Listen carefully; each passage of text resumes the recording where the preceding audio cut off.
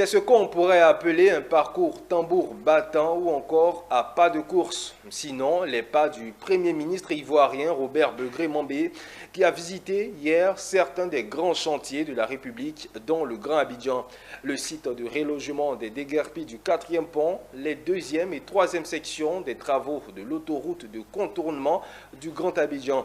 Le tout, le temps d'un après-midi. Le point du périple avec Issa Badini et Richard Akeke.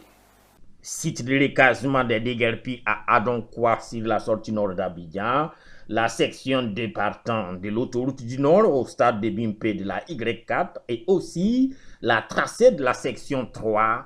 Ce n'est pas moins de 30 km que le Premier ministre Begré-Mambé a parcouru ce mercredi pour visiter les grands chantiers de son gouvernement. Point par point, mètre carré par mètre carré, le Premier ministre a voulu ainsi prendre le pouls de l'avancement des différents travaux. À l'arrivée, c'est un Premier ministre confiant qui s'adresse à la presse. Le deuxième niveau de visite que nous avons fait concerne la Y4, dont la première partie a été réalisée pour permettre que la canne se déroule dans les meilleures conditions.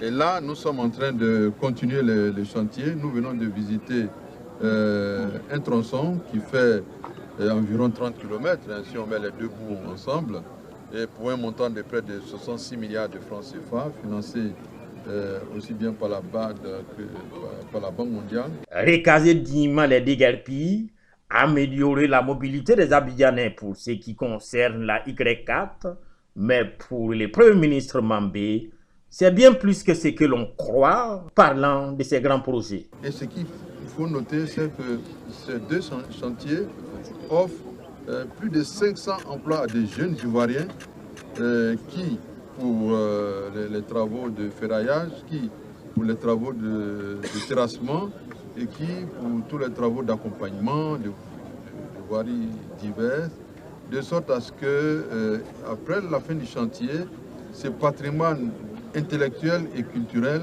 reste entre les mains de jeunes Ivoiriens. Pour ce faire, comme l'a souligné le Premier ministre, rien que pour ces chantiers, c'est pas moins de 66 milliards de francs CFA qui ont été injectés.